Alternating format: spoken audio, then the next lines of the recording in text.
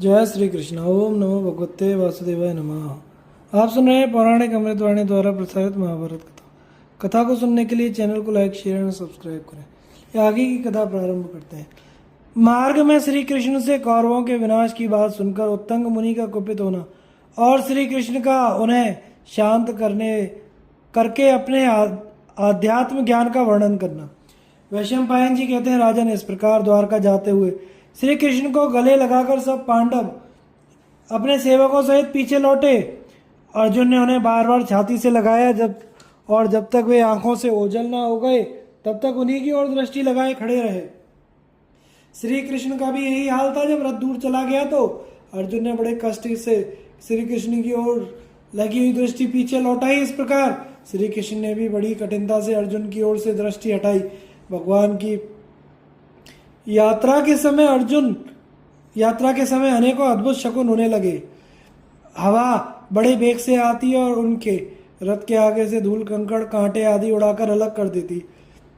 इंद्र पवित्र एवं सुगंधित जल एवं दिव्य पुष्पों की वर्षा करते थे। इस प्रकार समतल भूमि पर यात्रा करते हुए महाबाहु श्री कृष्ण मारवाड़ देश जा पहुंचे।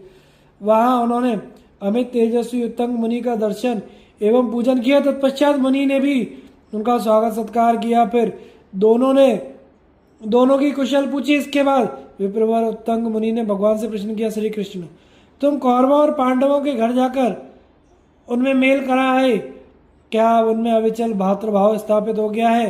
वे तुम्हारे संबंधी और परम प्रिय हैं।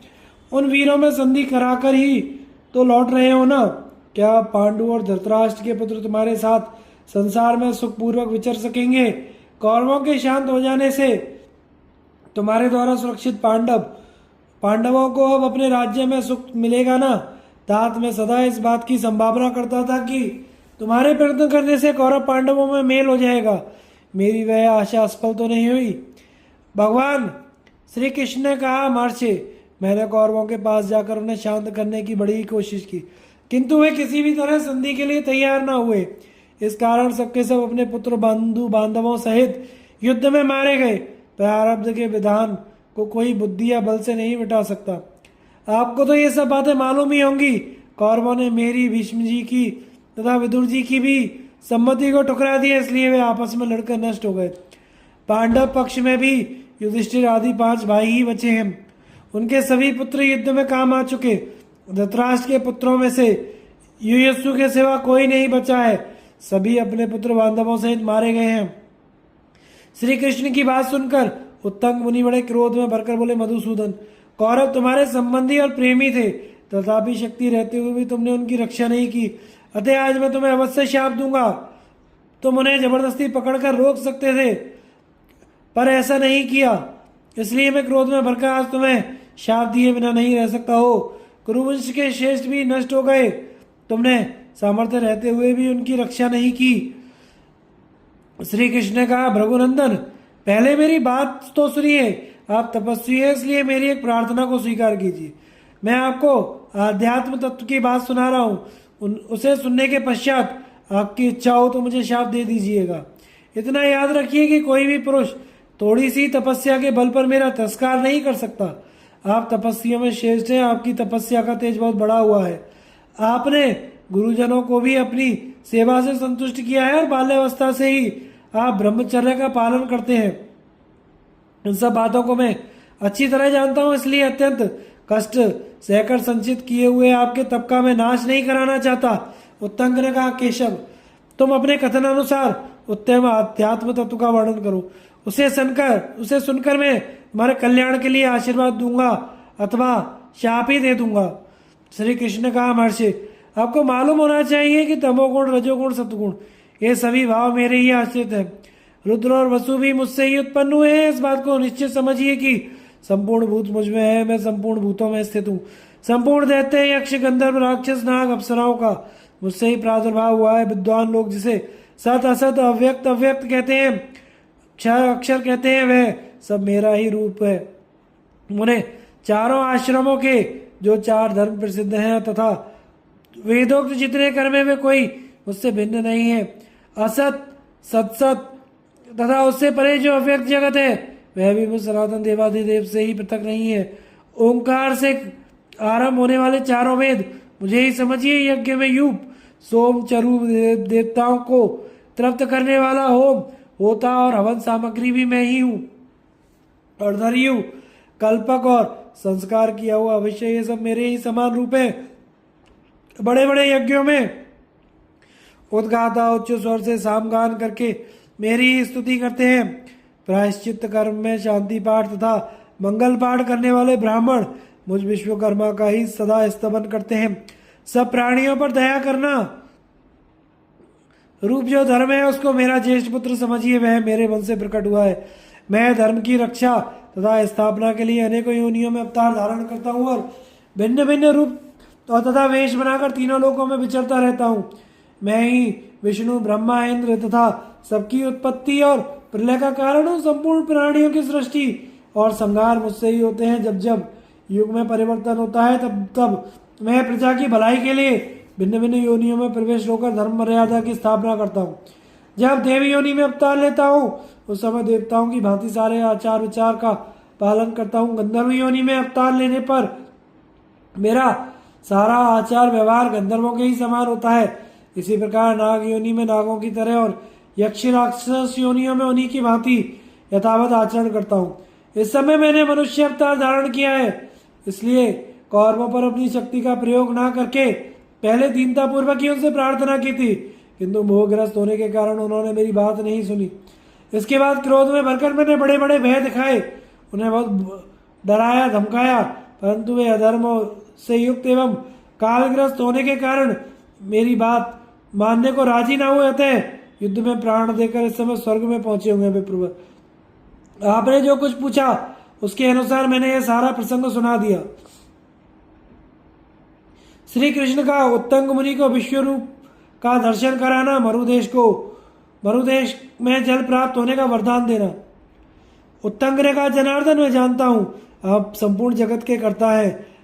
आपने जो यह ज्ञान का उपदेश दिया है इसे निश्चय ही मैं कृपा समझता हूँ। अब मेरा चित्त प्रसन्न होकर आपकी भक्ति से परिपूर्ण हो गया है, अतः शाप देने का विचार ना रहा। जनार्दन, यदि मैं आपकी थोड़ी सी भी कृपा प्राप्त करने का अधिकारी हूँ तो मुझे अपना ईश्वरीय रूप दिखा दीजिए, मुझे उसे देखने की बड़ी इच्छा है।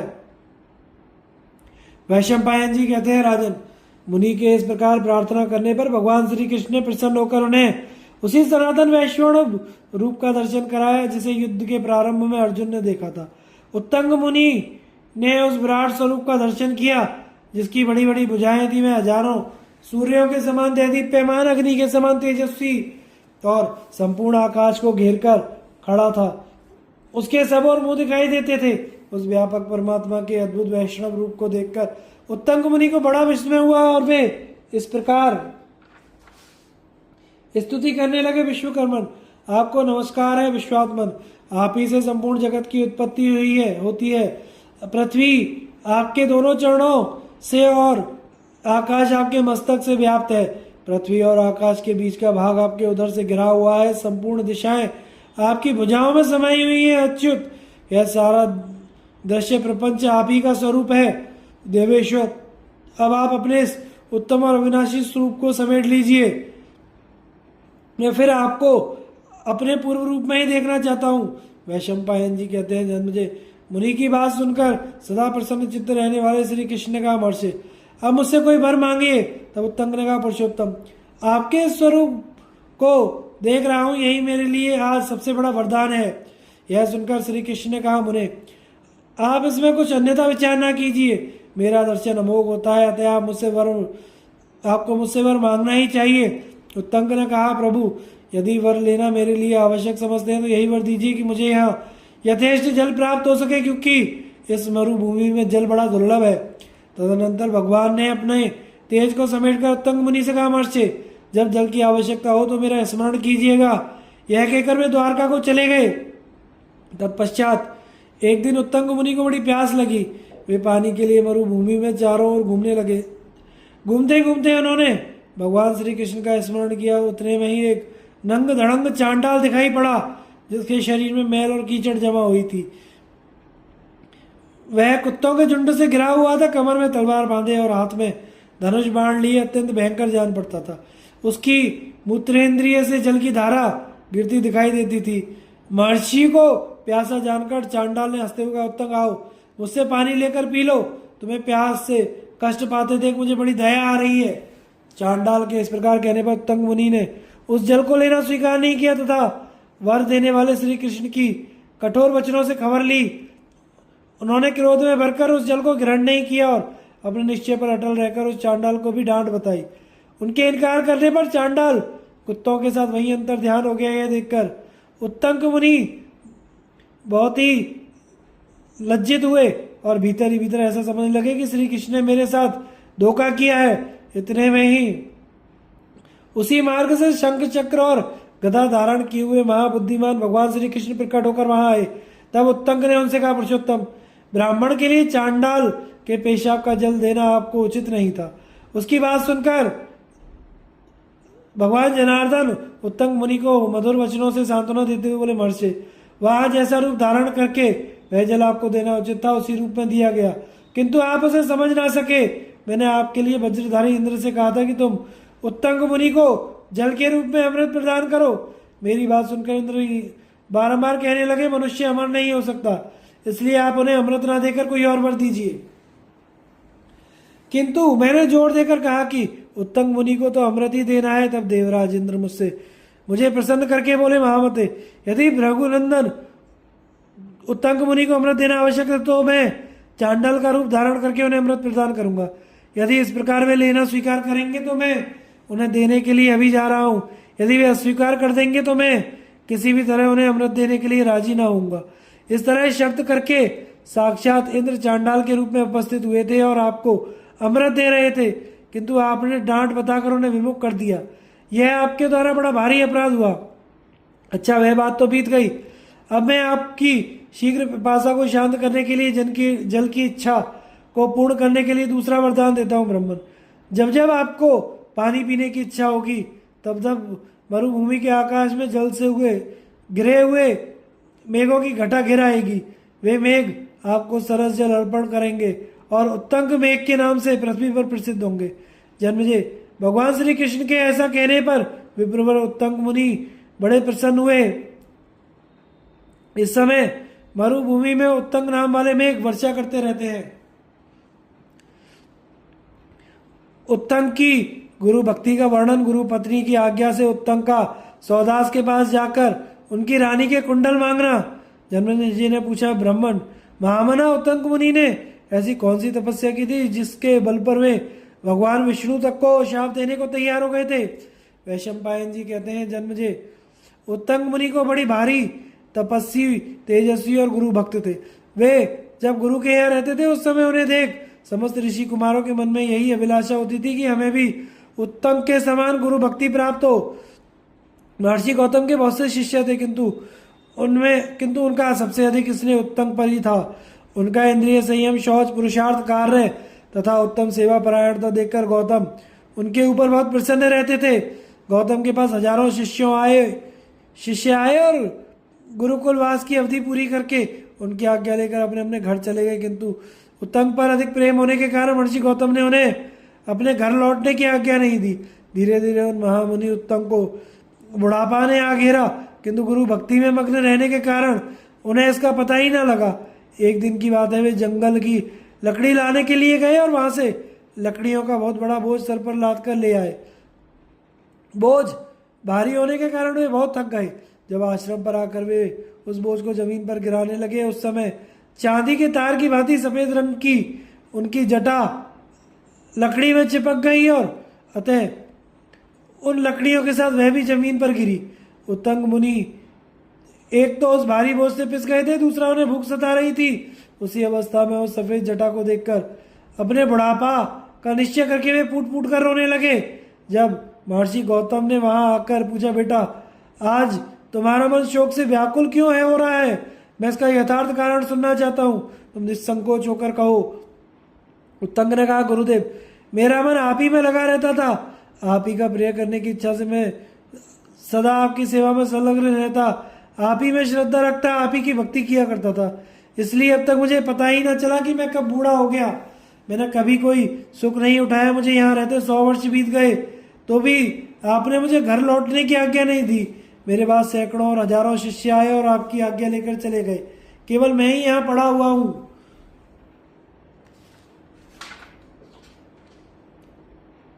गौतम ने कहा, भृगुनंदन, तुम्हारी गुरु शुश्रूषा देखकर तुम पर मेरा प्रेम बहुत अधिक हो गया था, इसलिए इतना अधिक समय बीत गया तो भी मेरे ध्यान में यह बात नहीं आई।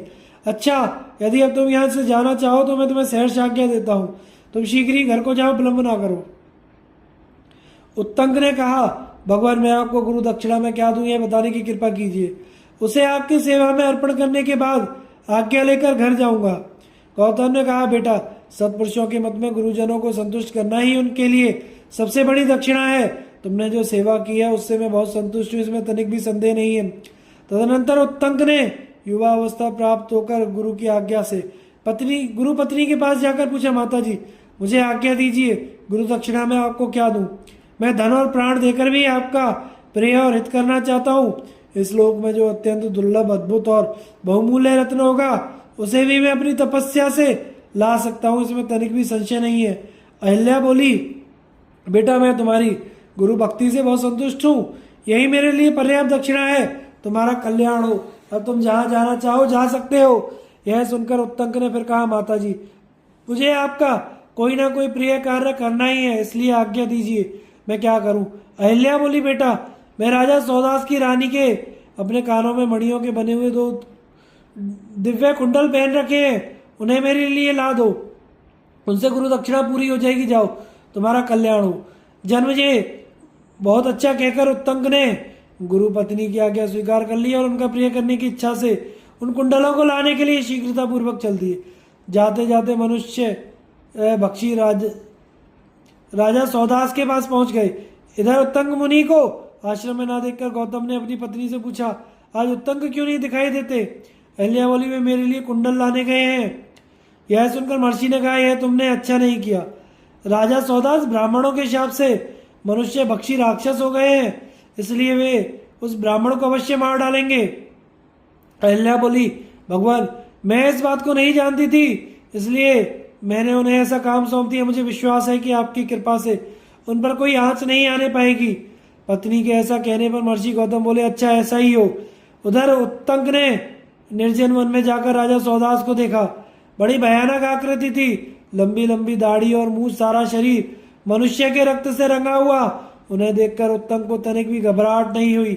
इन्हें देखते ही यमराज के समान भयंकर राजा सौदास खड़े हो गए और पास आकर बोले, विप्रवर, अहो भाग्य, जो दिन के छठे भाग में आप स्वयं ही मेरे पास चले आए, मैं इस समय आहार की खोज में था। उत्तंक ने कहा, राजन, मैं गुरु दक्षिणा के लिए घूमता फिरता आपके पास आया हूँ। जो गुरु दक्षिणा के लिए उद्योग कर रहा हो उसकी हिंसा नहीं करनी चाहिए, ऐसा मनीषी पुरुषों का वचन है। राजा ने कहा, विप्रवर, मैंने दिन के छठे भाग में आहार करने का नियम ले रखा है, यह वही समय है। अब मैं भूख से पीड़ित हो रहा हूं, इसलिए आपको नहीं छोड़ सकता। उत्तंक ने कहा, महाराज, यही सही, किंतु मेरी एक शर्त मान लीजिए। मैं गुरु दक्षिणा देकर फिर आपके अधीन हो जाऊंगा। मैं अपने गुरु को जो वस्तु देने की प्रतिज्ञा की है वह आपके ही अधीन है, अतः आपसे उसकी भिक्षा मांगता हूँ। आप प्रतिदिन श्रेष्ठ ब्राह्मणों को बहुत से रत्न दान करते हैं। इस पृथ्वी पर आप एक श्रेष्ठ दानी के रूप में प्रसिद्ध हैं और मुझे भी दान लेने का उत्तम पात्र समझिए।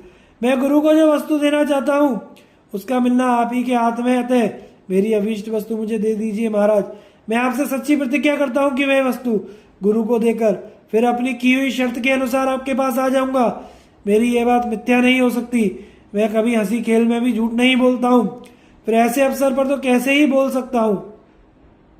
सौदास ने कहा, ब्राह्मण, यदि आपकी गुरु दक्षिणा मेरे अधीन है तो उसे मिली हुई समझिए।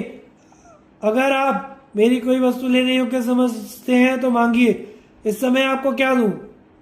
उत्तंक ने कहा, पुरुष श्रेष्ठ, आपका दिया हुआ दान में सदा ही ग्रहण करने योग्य मानता हूं। इस समय आपकी रानी के दोनों मणि में कुंडल मांगने के लिए यहाँ आया हूँ। सौदास ने कहा, ब्रह्मर्षि, वे मणि में कुंडल तो मेरी रानी के योग्य हैं। आप कोई और वस्तु मांगिए, मैं उसे अवश्य दे दूंगा। उत्तंक ने कहा, राजन, यदि आपका मुझ पर विश्वास हो और आप मुझे उत्तम पात्र समझते हो तो बहाना ना कीजिए, दोनों कुंडल मुझे देकर सत्य का पालन कीजिए। उत्तंक के ऐसा कहने पर राजा ने कहा, विप्रवर, आप रानी के पास जाइए, और उनसे मेरी आज्ञा सुनाकर वे कुंडल मांग लीजिए। वे उत्तम व्रत का पालन करने वाली हैं, आपके द्वारा मेरा संदेश सुनकर निस्संदेह दोनों कुंडलों को दे देंगी। उत्तंक ने कहा, महाराज मैं कहाँ आपकी रानी को ढूंढता फिरूंगा, मुझे क्यों ना उनका दर्शन हो सकता है, आप स्वयं ही उनके पास क्यों नहीं चले जाते। सौदास ने कहा, ब्राह्मण वे आपको जंगल में किसी झरने के किनारे मिल सकती हैं, दिन का यह छठा भाग है, मैं आहार की खोज में हूँ, मैं इस समय उनसे नहीं मिल सकता। राजा की बात सुनकर उत्तंग मुनि उनकी रानी मदयंती के पास गए और उनसे अपने आने का प्रयोजन बतलाया। राजा का संदेश सुनकर विशाल लोचना रानी ने महाबुद्धिमान उत्तंग मुनि को इस प्रकार उत्तर दिया, ब्राह्मण महाराज ने आपको जो कुंडल देने की बात कही है सो ठीक है, आप असत्य नहीं कहते, तो भी आपको मेरे विश्वास के लिए उनका कोई चिन्ह ले आना चाहिए। मेरे ये दोनों मणिमय कुंडल दिव्य हैं, देवता यक्ष महर्षि लोग नाना प्रकार के उपायों द्वारा इन्हें चुरा ले जाने की इच्छा से सदा छिद्र ढूंढते रहते हैं। यदि इन्हें पृथ्वी पर रख दिया जाए तो नाग हड़प लेंगे, अपवित्र अवस्था में धारण करने पर यक्ष उड़ा ले जाएंगे, इन्हें पहनकर कोई नींद लेने लग जाए तो देवता लोग जबरदस्ती छीन लेंगे। इन छिद्रों में सदा ही इन कुंडलों के खो जाने का भय रहता है। देवता राक्षस और नागों से सावधान रहने वाला मनुष्य ही इनको धारण कर सकता है। इनसे रात दिन सोना टपकता रहता है, रात में नक्षत्रों और ताराओं के समान इनकी चमक होती है। इनको पहन लेने पर विष से, अग्नि से तथा भयदायक जंतुओं से भी कभी भय नहीं होता। फिर भूख प्यास का भय तो हो ही कैसे सकता है। छोटे कद का मनुष्य इन कुंडलों को पहने तो ये छोटे हो जाते हैं और बड़ी ढील डौल वाले मनुष्य के पहनने पर उसी के अनुरूप बड़े हो जाते हैं। ऐसे गुणों से युक्त होने के कारण ये मेरे दोनों कुंडल सबकी प्रशंसा के पात्र हैं, इनकी तीनों लोकों में प्रसिद्धि है। अतएव आप यदि महाराज की आज्ञा से इन्हें लेने आए हैं तो इसकी कोई पहचान बताइए। कुंडल लेकर उत्तंक का लौटना, मार्ग में उन कुंडलों का अपहरण होना और अग्निदेव की कृपा से फिर उन्हें पाकर गुरु पत्नी को देना। वैशंपायन जी कहते हैं, जन्मजे रानी मदयंती की बात सुनकर उत्तंक मुनि ने महाराज मित्र सह सौदास के पास आकर उनसे कोई पहचान मांगी। तब इच्छाकु वंशियों में श्रेष्ठ नरेश ने पहचान के रूप में रानी को सुनाने के लिए निम्नांकित संदेश दिया। सौदास बोले, प्रिय मैं जिस दुर्गति में पड़ा हूँ यह मेरे कल्याण करने वाली नहीं है तथा इसके सिवा अब दूसरी कोई गति भी नहीं है। मेरे इस विचार को जानकर तुम अपने दोनों मणि में कुंडल इन ब्राह्मण देवता को दे डालो। यह सुनकर महर्षि उत्तंग रानी के पास गए और उन्होंने राजा की कही हुई बात ज्यों की त्यों सुना दी। महारानी मदयंती ने स्वामी का वचन सुनकर उसी समय मणि में कुंडल उत्तंग मुनि को दे दिए।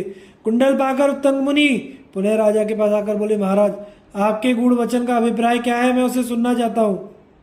सौदास ने कहा, ब्राह्मण क्षत्रिय लोग सृष्टि के प्रारंभ काल से ही ब्राह्मणों की पूजा करते चले आ रहे हैं, तथापि कभी कभी ब्राह्मणों की ओर से भी क्षत्रियों के लिए बहुत से दोष प्रकट हो जाया करते हैं। मैं सदा ब्राह्मणों को प्रणाम किया करता था, किंतु एक ब्राह्मण के ही शाप से ही मुझे यह दोष दुर्गति प्राप्त हुई है।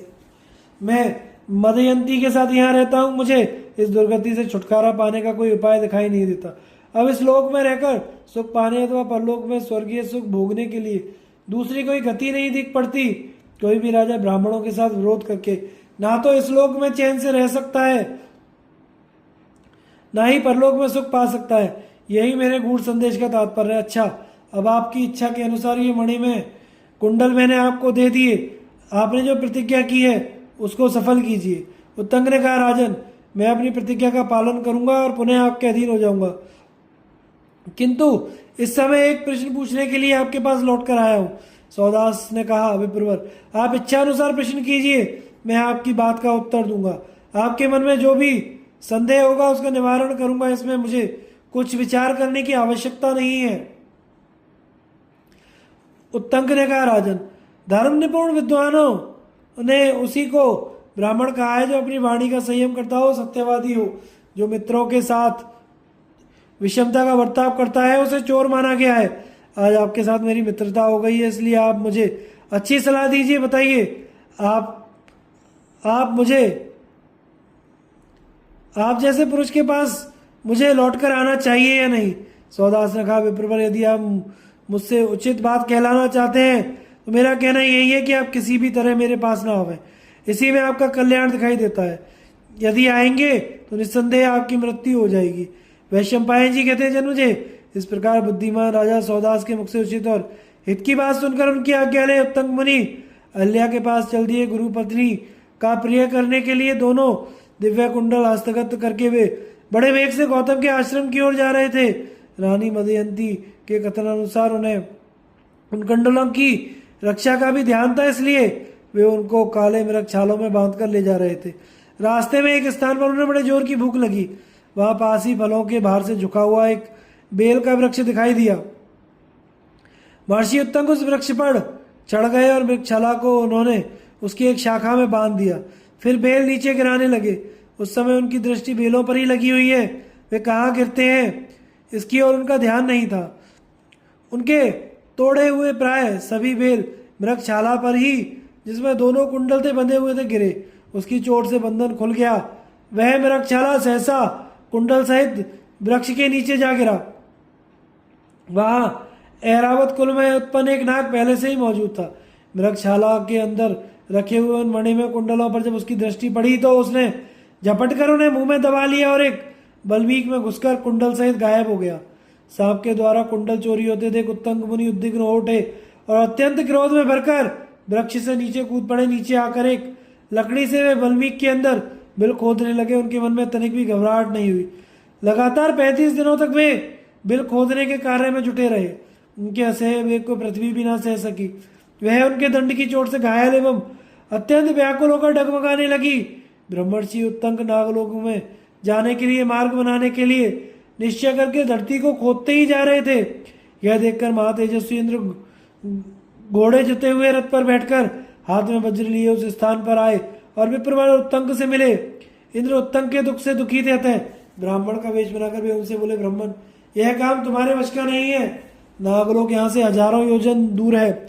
इस काठ के डंडे से वहां का रास्ता नहीं बनाया जा सकता। मेरी समझ में यह काम तुम्हारे लिए असाध्य है। उत्तंक ने कहा, ब्राह्मण, यदि नागलोक में जाकर उन कुंडलों को प्राप्त करना मेरे लिए असंभव है तो मैं आपके सामने अभी ही प्राण त्यागे देता हूँ।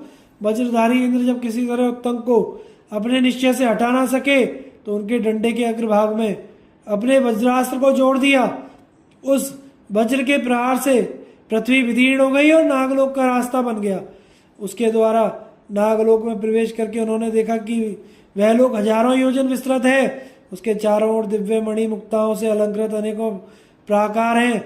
वहां स्फटिक मणि की बनी हुई सीढ़ियां से सुशोभित बावड़ियां, निर्मल जल वाली अनेक और नदियां और बेहद वृंद से शोभायमान बहुतेरे सुंदर सुंदर वृक्ष हैं। नागलोक का बाहरी दरवाजा 100 योजन ऊंचा और 5 योजन चौड़ा है। नागलोक की विशालता देखकर उत्तंग मुनि दीन हतोत्साहित हो गए। अब उन्हें फिर कुंडल पाने की आशा न रही। इसी समय उनके पास एक घोड़ा आया जिसके पूंछ के बाल सफेद और काले तथा आंख और मुंह लाल थे। वह अपने तेज से प्रज्वलित हो रहे थे। उसने उत्तंग से कहा, बेटा, मेरे अपान मार्ग में फूंक मारो, इससे तुम्हें कुंडल मिल जाएंगे। ऐरावत का पुत्र तुम्हारा कुंडल चुरा ले गया है। मेरी गुदा में फूंक मारने से तुम ग्रहण मत करो, क्योंकि गौतम के आश्रम में रहते समय तुमने अनेकों बार ऐसा किया है। उत्तंक ने पूछा, गुरुदेव के आश्रम पर मैंने कभी आपका दर्शन किया है, इस बात का ज्ञान मुझे कैसे हो? और आपके कथनानुसार वहां रहते समय पहले मैं जो काम अनेकों बार कर चुका हूं वह क्या है, यह मैं सुनना चाहता हूं। घोड़े ने कहा, ब्राह्मण, मैं तुम्हारे गुरु का भी गुरु जात वेता अग्नि हूं। तुमने अपने गुरु के लिए सदा पवित्र रहकर विधिवत मेरी पूजा की है, इसलिए मैं तुम्हारा कल्याण करूंगा। अब मेरे बताए अनुसार कार्य करो, विलंब ना करो।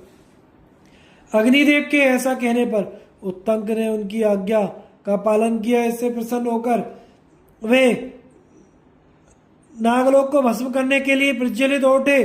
जिस समय ब्राह्मण ने फूंक मारी उसी समय अश्वरूपधारी अग्नि रोम रोम से जोर से धुआं उठने लगा जो नागलोक को भयभीत करने वाला था। वह धुआं इतना बढ़ा कि वहां कुछ सूझ नहीं पड़ता था। ऐरावत के घर में हाहाकार मच गया।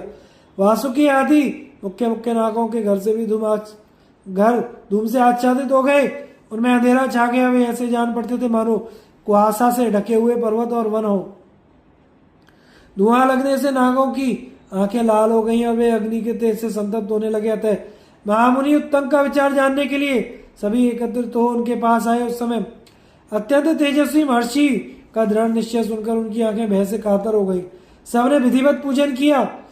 अंत में सभी नाग बूढ़े बालकों को आगे करके हाथ जोड़कर मस्तक झुकाकर प्रणाम करते हुए बोले, भगवान हम पर प्रसन्न होइए, हम आपकी कुंडल लौटाए देते हैं। इस प्रकार ब्राह्मण देवता को प्रसन्न करके नागों ने उन्हें पाद्य और अर्घ्य निवेदन किया। वे दिव्य कुंडल भी वापस दिए। तदनंतर नागों से सम्मानित होकर उत्तंग मुनि ने अग्निदेव की प्रदक्षिणा की और अपने गुरु के आश्रम की ओर चल दिए। वहां पहुंचकर उन्होंने गुरु पत्नी को वे दिव्य कुंडल दे दिए और वासुकी आदि नागों के यहाँ जो घटना घटी थी वह सारा समाचार अपने गुरु महर्षि गौतम को कह सुनाया।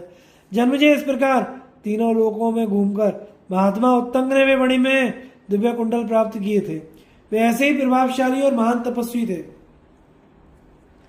भगवान श्री कृष्ण का द्वारका में जाकर सबसे मिलना, वसुदेव जी के पूछने पर महाभारत युद्ध का वृत्तांत सुनाना। जन्मेजय ने कहा, विप्रवर उत्तंग को वरदान देकर महान यशस्वी भगवान श्री कृष्ण ने क्या किया? वैशंपायन जी ने कहा, राजन उत्तंग को वरदान देकर अपने शीघ्रगामी घोड़ों द्वारा वे सात्यकी के साथ फिर अपनी पुरी की ओर चल दिए और मार्ग में अनेकों सरोवर, नदियां, वन तथा पर्वत को लांघकर परम रम्य द्वारका नगरी में पहुंच गए। उस समय वहां रेवतक पर्वत पर कोई बड़ा भारी उत्सव मनाया जा रहा था। सात्यकी को साथ लिए भगवान श्री कृष्ण भी उस महोत्सव में पधारे। उस समय रेवतक पर्वत नाना प्रकार के अद्भुत रत्नों, उनकी निधियों, सुंदर स्वर्ण की मालाओं, भांति भांति के पुष्पों, वस्त्रों, कल्प वृक्षों से अलंकृत किया गया था। वृक्ष के आकार में सजाए हुए सोने के दीप तथा उस स्थान की शोभा को और बढ़ा रहे थे।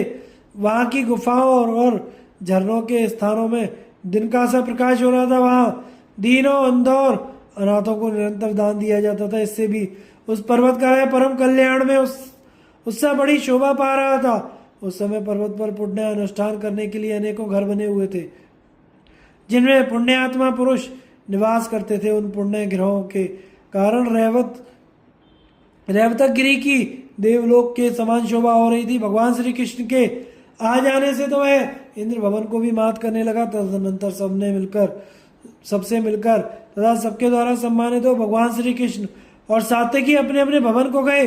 भगवान बहुत दिनों तक परदेश में रहने के बाद लौटे थे, इसलिए उनका चित्त बहुत प्रसन्न था। उस समय उनके पास भोज, वृष्टि और अंधकवंशी वीर मिलने के लिए आए। उन्होंने सबका आदर सत्कार करके उनकी कुशल पूछी और प्रसन्नता पूर्वक अपने माता पिता के चरणों में प्रणाम किया। उन दोनों ने उन्हें अपनी छाती से लगाया और मीठे वचनों से सांत्वना दी। इसके बाद सभी वृषणीवंशी उनको घेर कर बैठ गए। महातेजस्वी श्री कृष्ण जब हाथ पैर धोकर विश्राम ले चुके तो पिता के पूछने पर उन्होंने महाभारत की सारी घटना उन्हें कह सुनाई। वसुदेव जी ने पूछा, बेटा मैं प्रतिदिन बातचीत के प्रसंग में लोगों के मुंह से सुनता हूँ कि महाभारत युद्ध बड़ा अद्भुत हुआ था, परंतु तुम तो उसे अपनी आंखों से देख आए हो और उसके स्वरूप से भी भलीभांति परिचित हो। अतः मुझसे उसका यथार्थ वर्णन करो।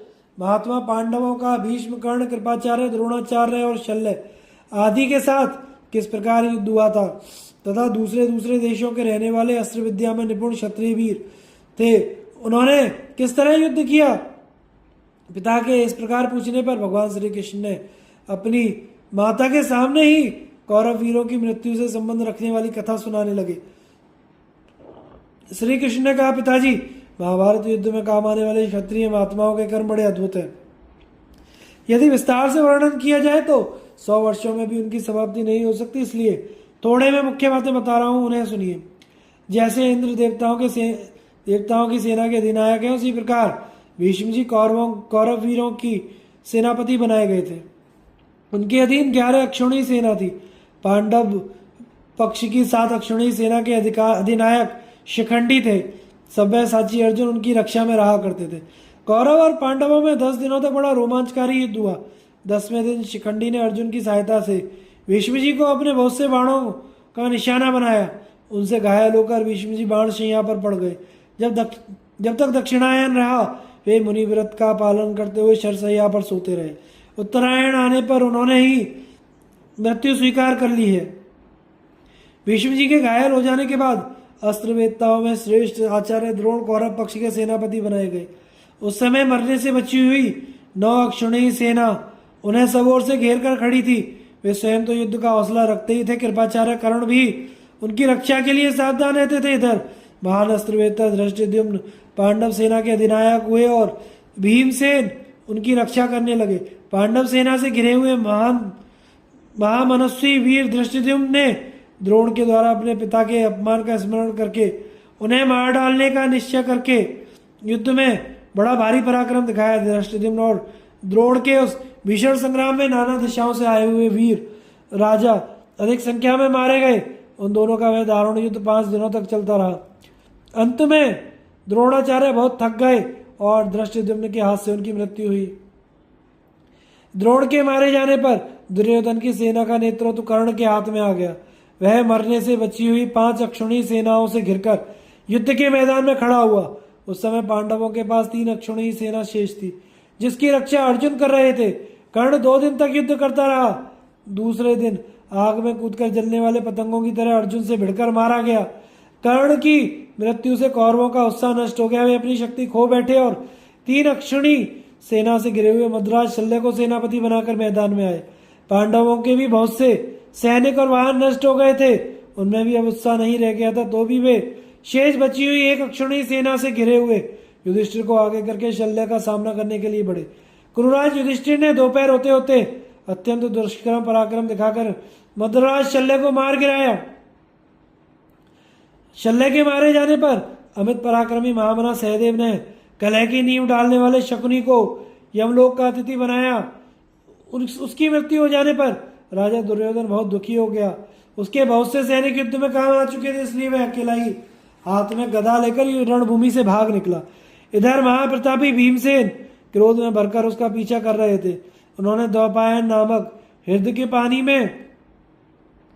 पानी के भीतर छुपे हुए दुर्योधन का पता लगाया और मरने से बची हुई सेना के द्वारा उस पर चारों ओर से घेरा डाल दिया। फिर 5 पांडव बड़ी प्रसन्नता के साथ तालाब में बैठे हुए दुर्योधन के पास जा पहुंचे।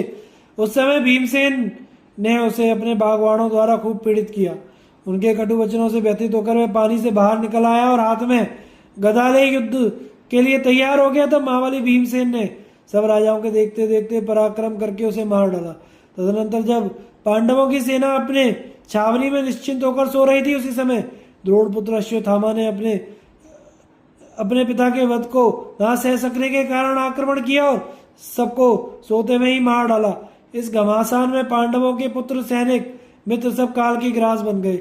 मेरे और सात्यकी के साथ केवल 5 पांडव बचे हुए कौरव पक्ष में। कृपाचार्य कृतवर्मा और अश्वत्थामा ही जीवित हैं।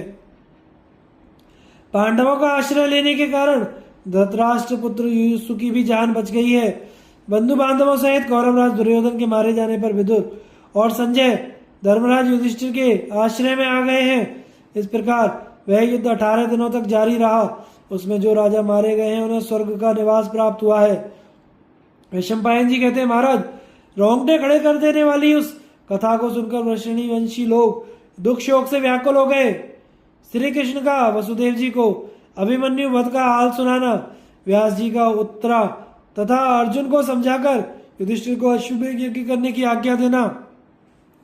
वैशंपायन जी कहते हैं, जन्मजय पिता के सामने महाभारत युद्ध का वृत्तांत सुनाते समय महाबुद्धिमान श्री कृष्ण ने अभिमन्यु वध के प्रसंग को जानबूझकर छोड़ दिया।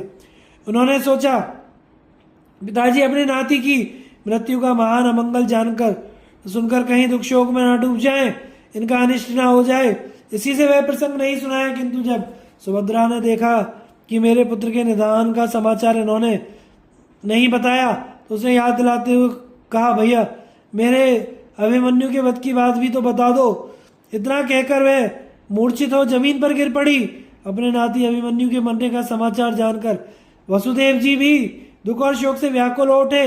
उन्होंने श्री कृष्ण से कहा, बेटा तुम मेरे दौहित्र के मरने का हाल क्यों नहीं बताते? उसकी आंखें तुम्हारे ही जैसी सुंदर थी है। तुम्हारे रहते हुए वे शत्रुओं के हाथ से कैसे मारा गया? जान पड़ता है समय पूरा होने से पहले मनुष्य के लिए मरना बहुत ही कठिन होता है। तभी तो यह दारुण समाचार सुनकर भी दुख से मेरे हृदय के सैकड़ों टुकड़े नहीं हो जाते। कहीं युद्ध से पीठ दिखाकर तो वह नहीं मारा गया? मरते समय उसका मुख भय से विकृत तो नहीं हो गया था? कृष्ण, वह महान तेजस्वी बालक अपने बाल स्वभाव के अनुसार मेरे सामने विनीत भाव से अपनी वीरता की प्रशंसा किया करता था। द्रोण, भीष्म, महाबली, कर्ण के साथ लोहा लेने की का हौसला रखता था। कहीं ऐसा तो नहीं हुआ कि द्रोण, कर्ण और कृपाचार्य आदि ने मिलकर उस बालक को कपटपूर्वक मार डाला हो? जन्मजय इस प्रकार अत्यंत दुखित होकर जब वसुदेव जी नाना प्रकार से विलाप करने लगे तो उनकी उस अवस्था को देखकर श्री कृष्ण को बड़ा दुख हुआ। वे सांत्वना देते हुए कहने लगे, पिताजी, अभिमन्यु ने संग्राम में आगे लेकर लोहा लिया और कभी भी अपना मुख विकृत नहीं किया। उस दुस्तर युद्ध में उसने कभी पीठ नहीं दिखाई। लाखों राजाओं के समूह को मौत के घाट उतार कर वह द्रोण और कर्ण का सामना करने लगा। उन दोनों से लड़ते लड़ते जब वह बहुत थक गया तब दुशासन के पुत्र ने उसके ऊपर विजय पाई। वह अकेला ही व्यू में लड़ रहा था। यदि निरंतर उसे एक एक वीर से लोहा लेना पड़ता तो वज्रधारी इंद्र भी उसको नहीं मार सकते थे, किंतु वहां तो दूसरी ही बात हो गई। अर्जुन संशप्तकों के साथ युद्ध करते हुए रणभूमि से बहुत दूर हट गए थे। इस अवसर का लाभ उठाकर क्रोध में भरे हुए बालक को द्रोणाचार्य आदि कई वीरों ने मिलकर चारों ओर से घेर लिया। तथापि वह शत्रुओं का बड़ा भारी संहार करके दुशासन कुमार के हाथ से मारा गया। महामते,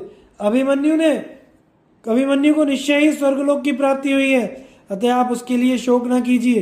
पवित्र बुद्धि वाले साधु पुरुष संकट में पड़ने पर भी शोक के अधीन नहीं होते। जिसने इंद्र के समान पराक्रमी द्रोण, कर्ण आदि वीरों का युद्ध में डटकर मुकाबला किया उसे स्वर्ग की प्राप्ति क्यों नहीं होगी? इसलिए आप शोक को त्याग दीजिए। शत्रुओं के नगरों पर विजय पाने वाले वीरवर अभिमन्यु शस्त्राघात से पवित्र हुई उत्तम गति को प्राप्त हुआ है। उसके मरने पर मेरी बहन सुभद्रा जब दुख से व्याकुल होकर कुर्री की भांति विलाप करने लगी तो कुंती ने शनय शनय से समझाती हुई कहा, सुभद्रे, श्री कृष्ण सात्यकी और अर्जुन का लाडला अभिमन्यु काल की प्रेरणा से ही युद्ध में मारा गया है।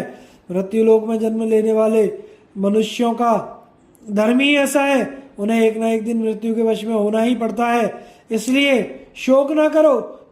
यदुनंदिनी, तुम्हारा दुर्जय पुत्र परम उत्तम गति को प्राप्त हुआ है। बेटी, तुम महात्मा क्षत्रियों के उत्तम कुल में उत्पन्न हुई होते हैं। शोक त्याग दो।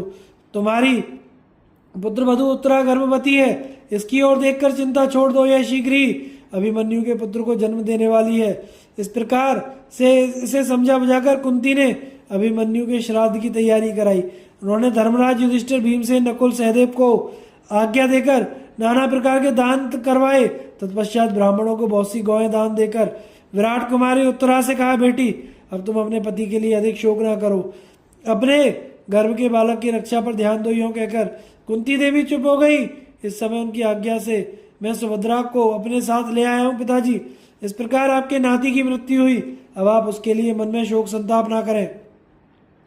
अपने पुत्र श्री कृष्ण की बात सुनकर धर्मात्मा वसुदेव जी ने शोक छोड़कर उत्तम विधि के अनुसार उसका श्राद्ध किया। इस प्रकार भगवान श्री कृष्ण ने अभी अपने भांजे की श्राद्ध क्रिया पूरी की। उन्होंने 60 लाख तेजस्वी ब्राह्मणों को विधि पूर्वक उत्तम अन्न का भोजन कराया।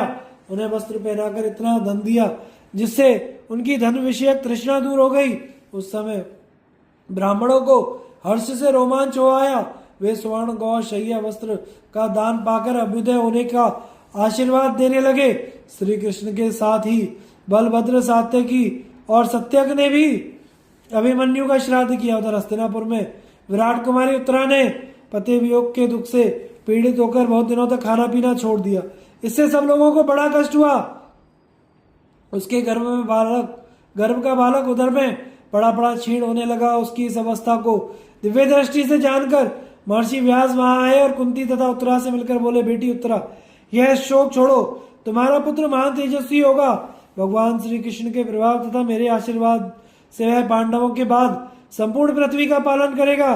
तत्पश्चात व्यास जी ने धर्मराज युधिष्ठिर को सुनाते हुए अर्जुन की ओर देखकर कहा, धनंजय, तुम्हारे शीघ्र ही पौत्र होने वाला है। वह बड़ा सौभाग्यशाली और महान मनस्वी होगा, समुद्र पर्यंत समूची पृथ्वी का वह धर्म के अनुसार पालन करेगा। इसलिए तुम अभिमन्यु का शोक छोड़ दो, इस विषय में कुछ करने की आवश्यकता नहीं है।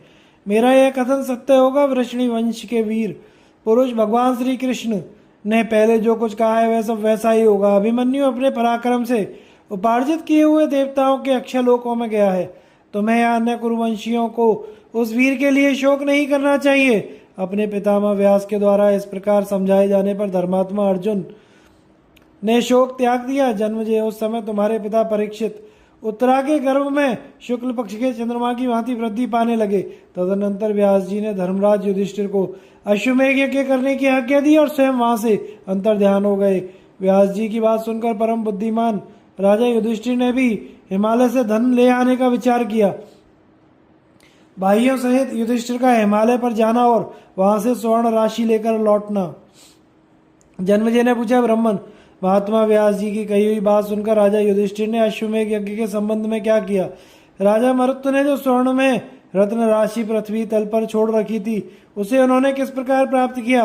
वैशंपायन जी ने कहा, राजन, महर्षि व्यास जी की बातें सुनकर धर्मराज युधिष्ठिर ने भीमसेन, अर्जुन, नकुल और सहदेव इन सभी भाइयों को बुलाकर कहा, बंधुओं, महात्मा व्यास जी, अद्भुत पराक्रमी भीष्म तथा परम बुद्धिमान श्री कृष्ण ने सौहार्दवश जो बातें बताई हैं वे सब तुम लोगों ने सुन ली हैं।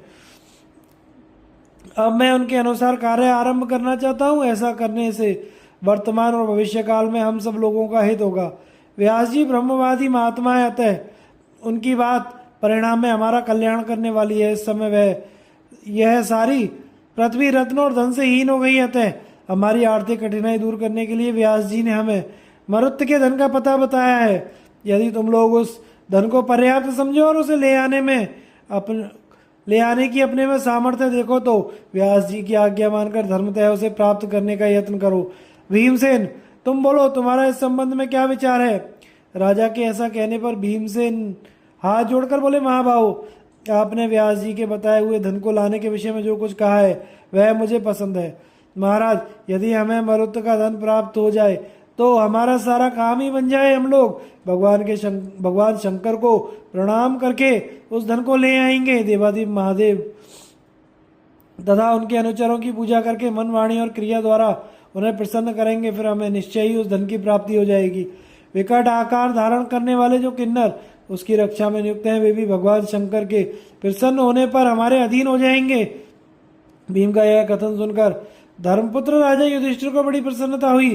अर्जुन, नकुल, सहदेव ने भी उनकी बात का समर्थन किया। तदनंतर सभी पांडवों ने रत्न लाने का निश्चय करके शुभ दिन एवं ध्रुव संज्ञक नक्षत्र में सेना को यात्रा के लिए तैयार होने की आज्ञा दी। फिर ब्राह्मणों से स्वस्ति वाचन कराकर देवश्रेष्ठ महेश्वर की पूजा करके वे स्वयं भी प्रसन्नता के साथ चलने को उद्यत हुए। उनकी यात्रा के समय नगर निवासी श्रेष्ठ ब्राह्मणों ने प्रसन्न चित्त से मंगल पाठ किया। इसके बाद पांडवों ने अग्नि सहित ब्राह्मणों को प्रणाम करके उनकी प्रदक्षिणा की। गांधारी सहित राजा धृतराष्ट्र और कुंती से आज्ञा ली तथा धृतराष्ट्र पुत्र युसु को राजधानी की रक्षा के लिए छोड़कर स्वयं बाहर प्रस्थान किया। मार्ग में बहुत से मनुष्य प्रसन्न होकर राजा युधिष्ठिर को विजय सूचक आशीर्वाद देते। वे उन्हें यथोचित रूप से स्वीकार करते। राजा के पीछे पीछे बहुत से सैनिक चल रहे थे। उनके कोलाहल से सारा आकाश गूंज उठता था। अनेकों सरोवर, नदियां,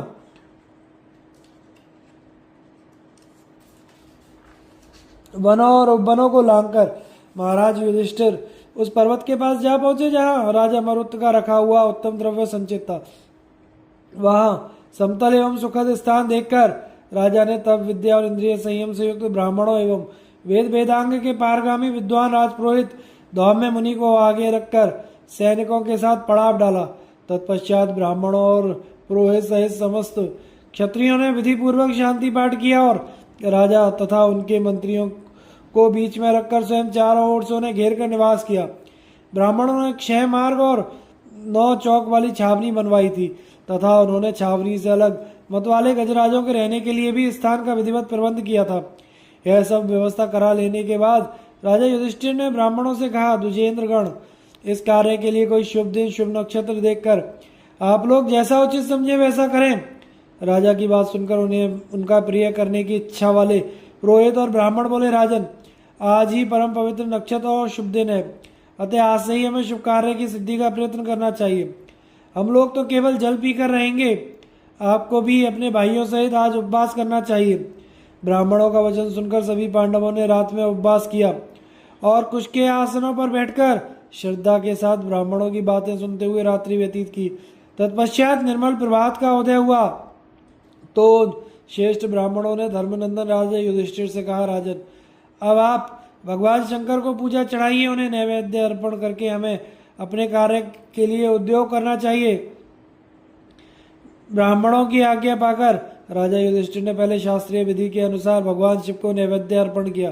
तत्पश्चात उनके पुरोहित शिव के पार्षदों को, यक्षराज कुबेर को, मणिभद्र को तथा अन्य यक्षों एवं भूतों के अधिपतियों को खिचड़ी, तिल मिश्रित जल और भात घड़ों में भरकर भेंट किए। तदनंतर राजा ने ब्राह्मणों को हजारों गौएं दान की। देवाधिदेव महादेव की का वह स्थान धूपों से सुगंधित, परिपूर्ण और फूलों से अलंकृत होकर बड़ा ही मनोरम जान पड़ता था।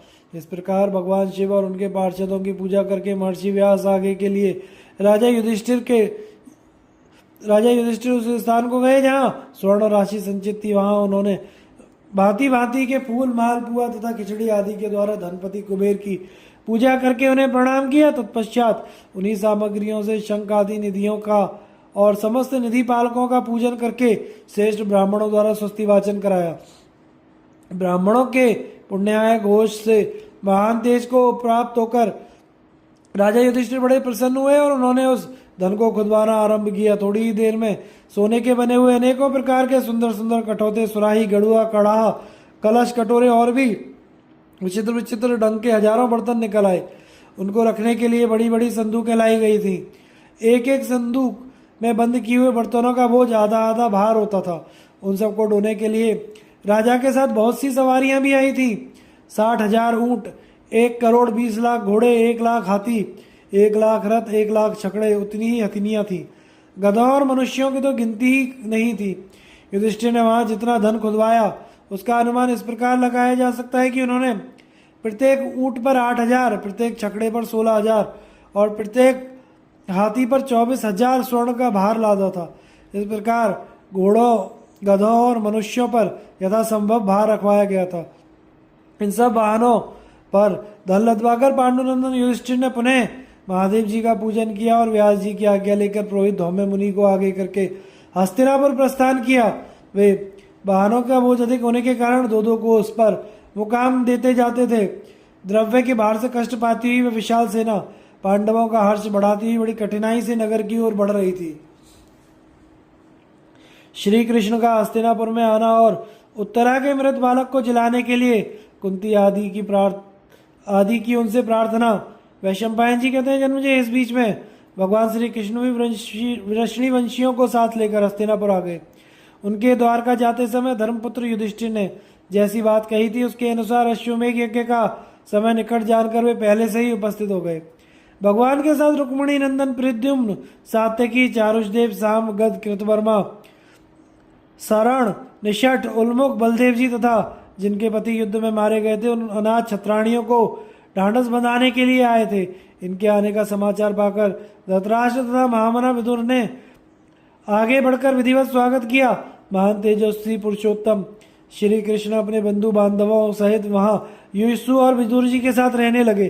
जन्मजय, वृष्णि वंशियों के हस्तिनापुर में रहते समय ही तुम्हारे पिता राजा परीक्षित का जन्म हुआ। वे ब्रह्मास्त्र से पीड़ित होने के कारण चेष्टाहीन मुर्दे के रूप में उत्पन्न हुए थे। पहले तो पुत्र जन्म के समाचार से सबको अपार हर्ष हुआ, किंतु उसमें जीवन का कोई चिन्ह ना देखकर तत्काल शोक का समुद्र उमड़ पड़ा। श्री कृष्ण ने जब यह हाल सुना तो वे सात्यकी को साथ लिए तुरंत अंतःपुर में जा पहुंचे। वहां उन्होंने अपनी बुआ कुंती को बड़े वेग से आती देखा, जो बारंबार उन्हीं का नाम लेकर दौड़ो दौड़ो की पुकार मचा रही थी। उनके पीछे द्रौपदी, सुभद्रा तथा अन्य बंधु बांधवों की स्त्रियां थीं जो बड़े करुण स्वर से बिलक बिलक कर रो रही थी। श्री कृष्ण के निकट पहुंचते ही कुंती की आंखों से आंसुओं की झड़ी लग गई। वे गदगद वाणी में बोली, वासुदेव, तुमको पाकर ही तुम्हारी माता देव की उत्तम पुत्र वाली मानी जाती है।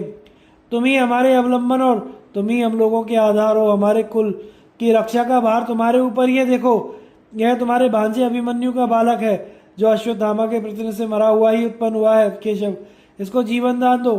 अश्वत्थामा ने जब सीख के बाण का प्रयोग किया था उस समय तुमने यह प्रतिज्ञा की थी कि मैं उत्तरा के मरे हुए बालक को जीवित कर दूंगा। बेटा, यही वह बालक है जो मरा हुआ ही पैदा हुआ है। इसके ऊपर दृष्टि डालो, इसे जीवित करके उत्तरा, सुभद्रा और द्रौपदी सहित मेरी रक्षा करो। युधिष्ठिर, भीमसेन, नकुल और सहदेव के भी प्राण बचाओ। मेरे और पांडवों के प्राण इस बालक के अधीन है। मेरे पति तथा ससुर के पिंड का भी यही सहारा है। इसे जीवन देकर परलोकवासी अभिमन्यु का भी प्रिय करो।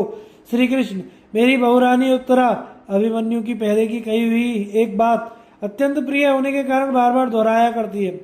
अभिमन्यु ने कभी उत्तरा से स्नेहवश कहा था, कल्याणी, तुम्हारा पुत्र मेरे मामा के यहाँ वृषणी एवं अंधकों के कुल में जाकर धनुर्वेद, नाना प्रकार के अस्त्र शस्त्र तथा संपूर्ण नीति शास्त्र की शिक्षा लेगा। सुभद्रा कुमारी की कही हुई यह बात निस्संदेह सत्य होनी चाहिए। मधुसूदन, तुम इस कुल की भलाई के लिए हम सब तुम्हारे पैरों में पड़कर भीख मांगते हैं। इस बालक को जलाकर कुरुवंश की का कल्याण करो। यों कहकर कुंती दुख से व्याकुल होकर जमीन पर गिर पड़ी। तब श्री कृष्ण ने उन्हें सहारा देकर बिठाया और सांत्वनापूर्व वचनों से धैर्य बंधाने लगे। कुंती के बैठ जाने पर सुभद्रा अपने भाई श्री कृष्ण की ओर देखकर फूट फूट कर रोने लगी और दुख से आर्त होकर बोली, भैया, अपने सखा पार्थ के इस पौत्र की दशा तो देखो। अभिमन्यु का बेटा जन्म लेने के साथ ही मर गया। इस बात को सुनकर धर्मात्मा राजा युधिष्ठिर क्या कहेंगे? भीमसेन, अर्जुन, नकुल और सहदेव भी क्या सोचेंगे? आज द्रोणपुत्र ने पांडवों का सर्वस्व लूट लिया। श्री कृष्ण इसमें तनिक भी संदेह नहीं कि अभिमन्यु पांचों भाइयों का प्यारा था। उसके पुत्र की यह हालत सुनकर अश्वत्थामा के अस्त्र से पराजित हुए पांडव क्या कहेंगे? अभिमन्यु का पुत्र मरा हुआ उत्पन्न हो, इससे बढ़कर दुख की बात क्या हो सकती है? भैया, मैं तुम्हारे चरणों में पड़कर तुम्हें प्रसन्न करना चाहती हूँ। कुंती और द्रौपदी भी तुम्हारे पैरों में पड़ी हुई हैं। इन सबको देखकर जब द्रोणपुत्र अश्वत्थामा पांडवों के गर्भ की हत्या का प्रयत्न कर रहा था उस समय तुमने क्रोध में भरकर उससे कहा था, ब्राह्मण धाम, तेरी इच्छा पूर्ण नहीं होने पाएगी। मैं अर्जुन के पौत्र को अपने प्रभाव से जीवित कर दूंगा। यह बात मैं सुन चुकी हूँ और तुम्हारे बल को भी अच्छी तरह जानती हूँ, इसलिए चाहती हूँ कि तुम प्रसन्न हो जाओ, जिससे अभिमन्यु के पुत्र को जीवन मिले। यदि प्रतिज्ञा करके भी तुम अपना वचन पूरा नहीं करोगे तो मैं निश्चय जानो प्राण दे दूंगी।